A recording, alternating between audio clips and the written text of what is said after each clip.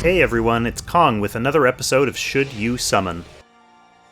My intention with these videos is not for them to be in-depth guides or builds, but rather high-level overviews, just to help you decide whether you should spend your hard-earned vouchers on these characters. Most experienced players already know how to target the exact characters they're looking for, or missing, but I often see newer players asking for advice every time a new banner comes out, whether there's any good characters on this banner that they should be targeting, and so on. So to keep it simple, I evaluate each character using 4 criteria. How they fit into your team, whether they unlock any bonds, what kind of content they get used for, and the future availability of these characters. So without further ado, let's jump into the second Yu Yu Hakusho crossover banner, running from February 27th to March 11th. Now, if you're a fan, you already know whether you're planning to summon on this banner or not. But if you're not familiar with this property or you're not totally sold on the idea of crossover characters, then I hope this guide will be helpful. The first character on this banner is Hiei. He's a member of Origins of Light, which is buffed by D-Heart, Jugler, and Freya, Meteor Strike, which is buffed by Zerida, and Heroes of Time, which is buffed by Joshua, Angelica, and Yusuke. And just a quick side note, I would like to thank all of my viewers for so warmly helping me learn how to pronounce his name.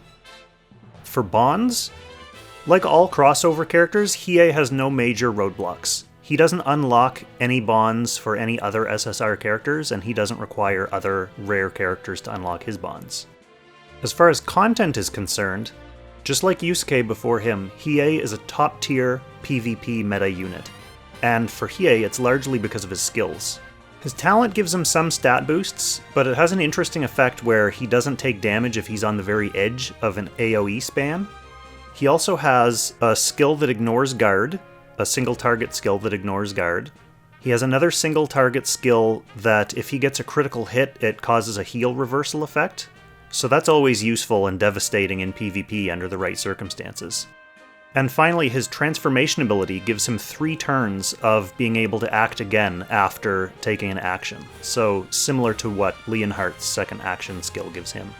So because of a combination of all these skills, it turns Hiei into a powerful single target assassin. So he's good at sniping mages and healers, and he can snipe tanks as well, like he can kill Jugler if he gets his act again and then uses his single target skills to do extra damage. Similarly, because of these skills, I think he actually could have some decent PvE utility as well. Because of his factions, for example, maybe he could be useful in the Valkyrie fight in the Eternal Temple, or the Jormungandr fight in Ancient Beckoning. The next character on the banner, or characters rather, are the Toguro Brothers. They're members of Empire's Honor, which is buffed by Bernhardt, Leon, and Lance, Dark Reincarnation, buffed by Bozel, and Heroes of Time, buffed by Joshua, Angelica, and Yusuke. And again, because the Toguro Brothers are a crossover character, bonds aren't a hindrance for them. They don't unlock any other SSR characters' bonds. For content, again, just like last week, these guys are kind of the non-PvP meta characters. They don't really show up in high-tier PvP, and they're similarly not much of a game changer in PvE. They have an interesting long-game stat stacking mechanic as part of their talent, where after acting they gain up to plus 2% attack and skill, and this can stack up to 15 times. The only problem with that is that it takes a long time for it to really pay off, and in a lot of PvE maps, ideally you won't be struggling to complete them for 15 turns. Maybe you could fit them into your team for the Sleipnir or Fenrir fights in Ancient Beckoning, just because they're on faction, and Ancient Beckoning fights naturally go on longer, so once you get their ability up, you could essentially keep them rolling for a long time. But I'm not even sure if they have a place in those particular teams. You'd have to experiment to see if you could really get the most use out of that ability in those fights. Their transformation ability is basically similar to Leon's Chivalry, where it gives them an extra action and it buffs their stats based on how far they travel, but it has a little self-revive mechanic thrown in as well. So like most characters, I think you could find a use for this unit in PvE if you really wanted to build them up, but I don't think they have anything in their kit that's going to seriously change the game or change any mechanics. Now, in terms of availability, just like the last banner, it's worth mentioning that crossover units don't go into the regular summoning pool, and they won't come up again in recurring Destiny banners. so the only way to get them is in this event. We can always hold out hope that the crossover is going to get a rerun in the future, but that hasn't happened yet on the Chinese servers, so it's not looking like it'll happen within the next 9 months or so. Furthermore, with this property, it is worth noting that it's never a given that any crossover is going to get a rerun in the future. Mainly because of the tenuous nature of third-party licensing agreements, you can just never take for granted that the deal signed between the two companies is going to hold up a year from now.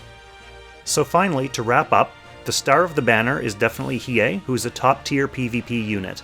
If you do PvP or you're interested in getting into PvP in the near future, with Season 3 starting up in a couple weeks, then you're going to want to try to summon him. The Toguro Brothers are not a game changer, but if you're a collector, then you might want to try to get them. And finally, of course, if you're a fan of Yu Yu Hakusho to begin with, then you're probably going to be summoning anyway, assuming you have tickets left after trying to get Yusuke. I hope everyone had great luck on that banner. So whether you're a fan, or a collector, or just a player who's curious about whether these characters will fit into their barracks, I really hope this was helpful. Leave me a comment and let me know whether you're planning on summoning for any of these characters.